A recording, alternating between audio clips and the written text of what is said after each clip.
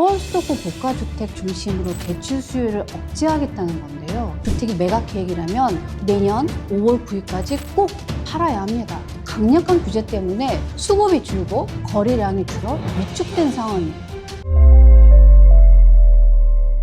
11호 부동산 안정화 대책은 전에 비해 대출 규제를 더욱 강화했는데요. 갭 투자를 막고 실수요자 위주의 정책을 만들었습니다. 11호 대책을 한번 간단히 정리해 보도록 하겠습니다. 안녕하세요, 깡프로입니다. 11호 부동산 대책 발표된 지 벌써 한 달이 지났습니다. 지금 시장에 어떤 일이 일어나고 있는지 한번 살펴보도록 하겠습니다. 첫 번째는 서울 수도권 고가주택 중심으로 대출 수요를 억제하겠다는 건데요. 규제지역 주택담보대출 한도를 주택가격 구간별 최대 2억에서 6억으로 축소했습니다. 현금 많은 사람만 주택을 사라는 얘기입니다. 두 번째는 금리도 올리고 전세대출도 깐깐히 보겠다는 겁니다. 주택담보대출 기준 스트레스 금리 한가를 1.5%에서 3%까지 상승했는데요. 연초 주택담보대출이 3.9%에서 현재 4.1%까지 꾸준히 상승하고 있습니다. 이는 과도한 대출을 방지하겠다는 건데요. 이번 달에는 더 올라 최고 6%까지 상승한 금리권도 있습니다.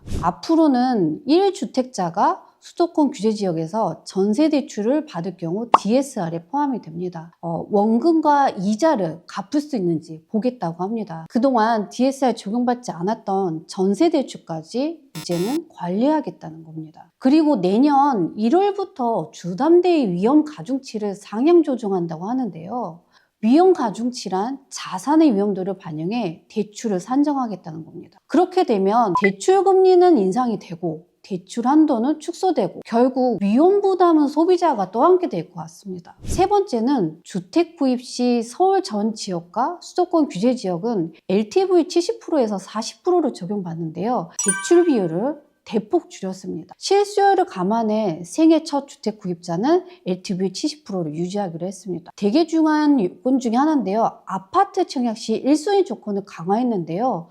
통장 가입 기간이 1년에서 2년으로 늘어났고 세대주만 청약 가능하도록 바뀌었습니다. 네 번째는 토지거래 허가 구역도 추가 지정했습니다. 아파트뿐만 아니라 일부 연립 다세대 주택까지도 대상을 확대했고요. 실거주 기간도 2년 의무 강화했습니다. 언제까지? 내년 12월 31일까지입니다. 그때까지도 지켜보고 규제가 안 되면 추가 대책을 내놓겠다는 얘기입니다. 내년 5월 10일 양도세 중과 유예 기간이 끝나는데요. 부동산 업계에 따르면 이번 조치가 연장 없이 종료될 가능성이 커서 주택 매각 계획이라면 내년 5월 9일까지 꼭 팔아야 합니다. 다주택자가 세금을 줄이고 싶다면 증여나 매도 중 고민을 해봐야 될 것 같습니다. 이런 정책이 한 달 지난 지금은 시장 분위기가 어떻게 바뀌었을까요? 고평가된 서울 경기도 일부는 강력한 규제 때문에 수급이 줄고 거래량이 줄어 위축된 상황입니다.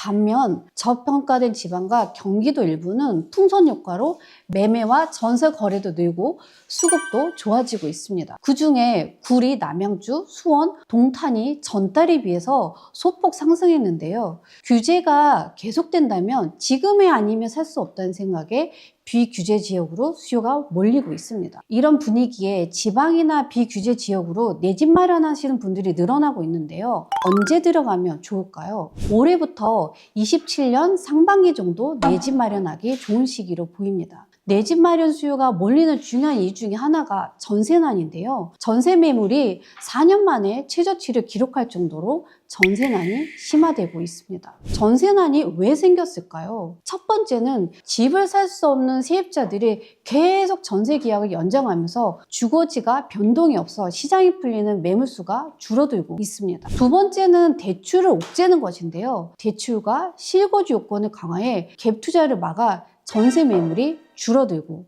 있습니다. 세 번째는 전세 대출 규제 강화로 전세 매물이 줄고 반전세나 월세로 전환되는 속도가 가속화되고 있습니다. 네 번째로는 공급이 없습니다. 코로나로 인해 자재값 상승으로 몇 년간 공급 부재로 25년, 26년, 27년까지는 공급이 적습니다. 그로 인해 전세가 많이 상승하고 매매가와 갭 차이가 크지 않아 매매 수요로 지금 넘어가고 있습니다. 전세 수요는 많고 공급은 부족하고 정부 규제가 없는 지역이라면 내 집 마련을 고민해 볼 만합니다. 당장 주택을 구입할 수 없다면 분양도 추천드립니다. 입주 3년 동안 잔금 마련 시간도 벌고 시장 추이도 지켜볼 수 있습니다. 10월 이후 전국 분양 매물이 많아지고 있는데요.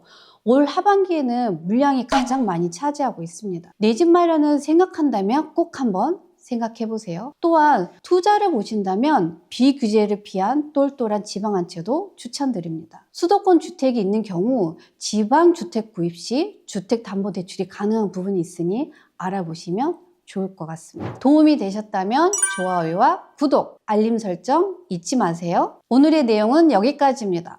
더욱더 유익한 내용으로 찾아뵙겠습니다. 부동산의 모든 것 진짜가 알려주는 진짜 부동산 깡프로입니다.